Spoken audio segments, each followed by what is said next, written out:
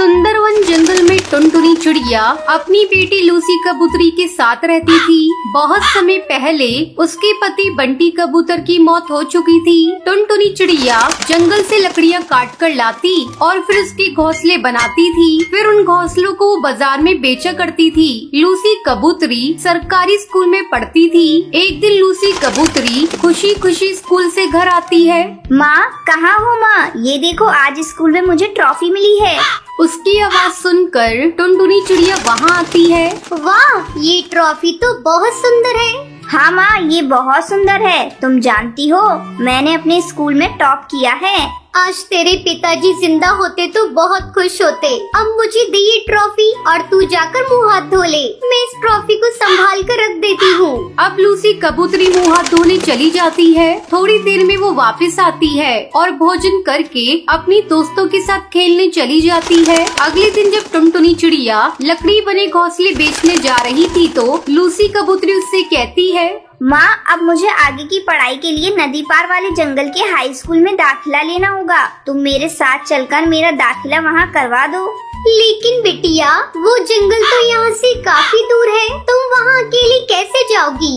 तुम चिंता मत करो माँ, मेरी सहेली पिंकी चिड़िया और भूरी चिड़िया भी उसी स्कूल में अपना दाखिला करवा रही हैं। मैं उनके साथ चली जाऊंगी। चलो, ये तो अच्छी बात है। आज मैं घोंसले बेचने जा रही हूँ। कल तुम्हारा दाखिला हाई स्कूल में करा दूंगी। ऐसा कहकर टुनटुनी चिड़िया घोंसले बेचने के लिए चली जाती है। घोंसले ले लो, घोंसले, लकड़ी के बने घोंसले, मजबूत और हवादार घोंसले। टुनटुनी की आवाज सुनकर हरी काकी वहाँ आती है। अरे ओ घोंसले वाली, ये घोंसला कितने का दे रही है?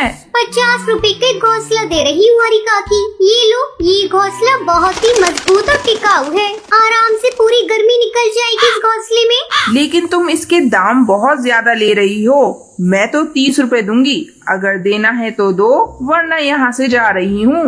ये लो हरी काकी, बोनी का समय है। ग्राहक को लौटने नहीं दूंगी। तुम 30 रुपए ही दे दो। इस तरह घोंसले बेचकर शाम को टुनटुनी चिड़िया अपने घर लौटती है। अगले दिन टुनटुनी चिड़िया लूसी कबूतरी का दाखिला नदी पार वाले जंगल के हाई स्कूल में करवा देती है। लूसी कबूतरी खुशी खुशी आगे की पढ़ाई करने के लिए हाई स्कूल में जाने लगती है। धीरे धीरे गर्मी का मौसम बीत जाता है और बारिश शुरू हो जाती है।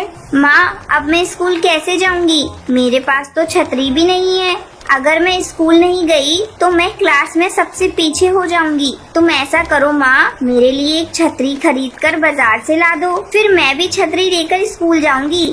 लेकिन लूसी बेटा, छतरी तो बहुत महंगी मिलेगी। तुझे तो पता है मेरे पास इतना पैसा नहीं है कि मैं तुझे छतरी खरीद कर दे सकूं। अब टुनटुनी चिड़िया चिंता में पड़ जाती है। तभी उसकी नजर घर में रखे हुए बांस पर पड़ती है। तभी टुनटुनी चिड़िया सोचती है, क्यों न मैं इस बांस की लकड़ी से लूसी कबूतरी के लिए छतरी बना दूं। ऐसा सोचकर टुनटुनी चिड़िया रात भर जागकर लूसी कबूतरी के लिए लकड़ी की छतरी बनाती है।